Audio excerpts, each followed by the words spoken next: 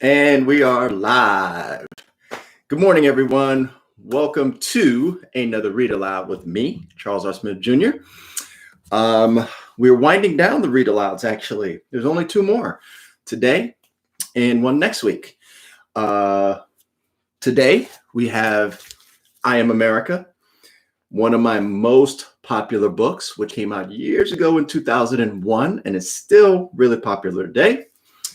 And the last one that we'll have, last but not least, next week, we will have Winning Words, a collection of stories and sports photographs that I did. So I saved this one for May because it's not a poetry book, it's stories.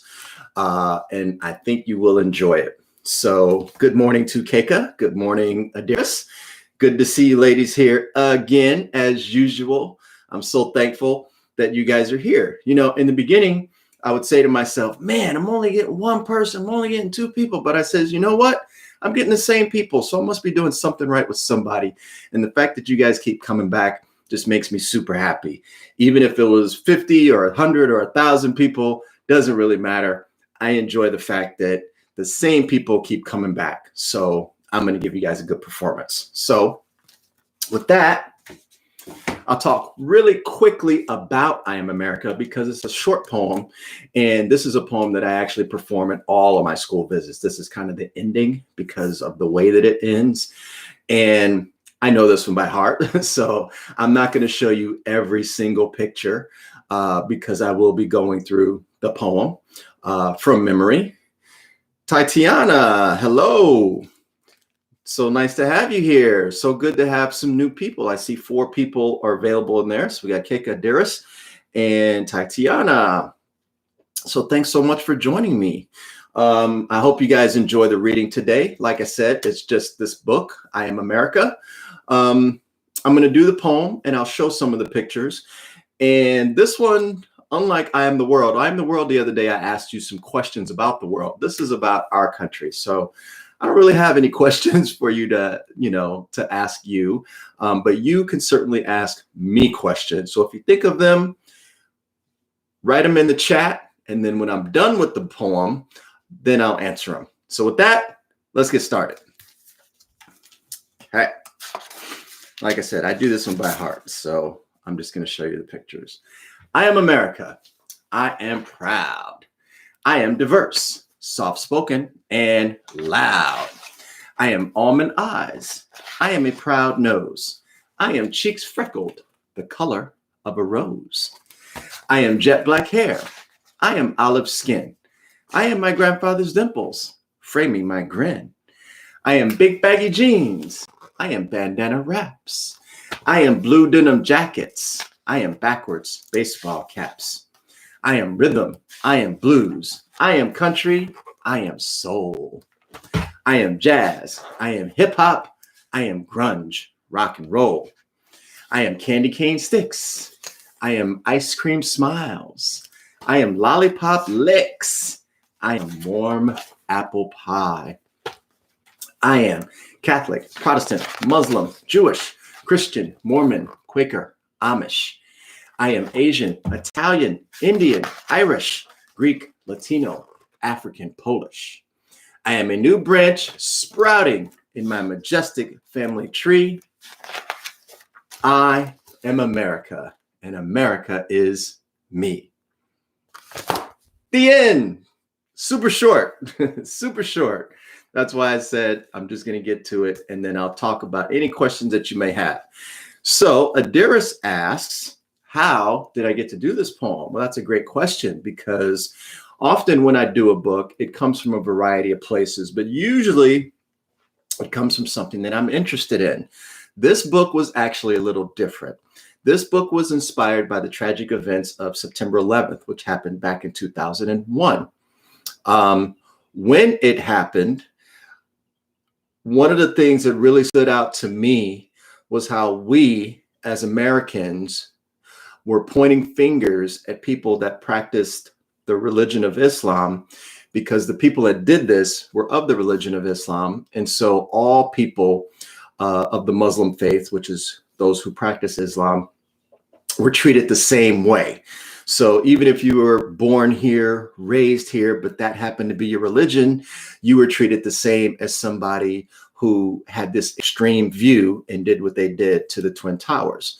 And so that made me really sad because it was looking at everybody, all Muslims and those that practice Islam. It was looking at all of them the same way, which was not fair. And one of the phrases that I would hear or see in the news was, "Go back to where you came from." Well, these people were American too. And so I wanted to show that America is not just one particular type of person. We have parents or grandparents that came from other parts of the world, which I talked about in I Am the World. We have people here that even though they may have been born and raised here and their parents may have been born and raised here, they have a different cultural background. So they eat different foods. They have different roots in other places. I basically wanted to show that there is no typical American. And so it was my personal response to that phrase, "Go back to where you came from," to show that just because somebody may look different than you, eat something different than you, practice a different religion than you, doesn't mean that they're necessarily from someplace else. They're American. That is what makes our country so unique. So Keika asks, who are those kids on the book? Well, a lot of the kids, when I do my books, when I particularly am photographing my books, I use real kids. I didn't use models. I use real kids because I want to identify with them. I don't want to have them act as a model, striking a pose. I want to identify the kids as the kids. So one thing that was important for me, though, particularly when it came to the religion, is it was very important for me to show a variety of kids and not attach the religion to their face, because I didn't want to say, this is what a Catholic looks like, this is what a Protestant looks like, this is what a Muslim looks like, this is what an Amish kid looks like. I wanted to show a variety of kids to say, all right, Keika, have a good Google Meet session. Thanks for stopping in again, and be sure to check me out next Tuesday. Yes, subscribe to him. Subscribe to me. Thank you, Adaris. I love that. Make sure you come check me out, Keika, next Tuesday, the 12th, for my latest book, or for my next book, Winning Words. So I'll finish up real quick with this because, like I said, it's a short book. But it was important for me to not attach a religion to a child, because you can't just look at somebody and say, "Oh, you're this. Oh, you're that." I wanted to show that any of these kids could be any of these religions. That was really important to me, why I did it this way. The big thing about this book is, whereas I Am the World talked about what the world gave to us, meaning we can eat sushi here, we can have tacos here, we can have pasta here. Those things came from around the world. In I Am America, I talk about what we give to the world. So we gave the world hip hop music. We gave the world jazz music. And just those little things, we gave the world grunge rock and roll. So in that instance, I wanted to celebrate things that are uniquely American that we've translated to the world. Even with clothing. Where was it? So blue denim jackets. Denim comes from the United States. The invention of the jeans come from, I can't remember his exact name, but his name was Levi. Basically, he invented jeans. And so I wanted to include that. So I'm America is a celebration of our country and its diversity. And that's one of the reasons it's a real popular book when I speak in schools. I've seen teachers in schools and principals and such do some wonderful things with I'm America, basically replacing the phrase America with I am, and then whatever their school name is.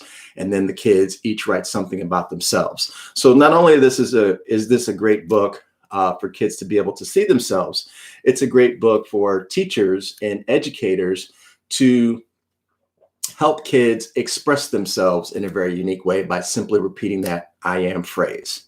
So that's it. Super short, super sweet, but that's all we need. So enjoy I Am America. And like I said, I will see you again on Tuesday for Winning Words. Then After that, I'm going to do something a little different. I have plenty of other books that I have not spoken about that are more photography oriented.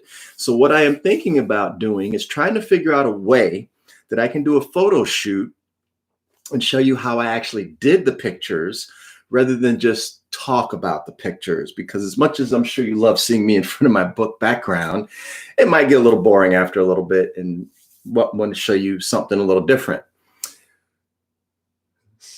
Thank you, Adiris. Goodbye to you too. I'm so glad you love my books, and make sure you come back again.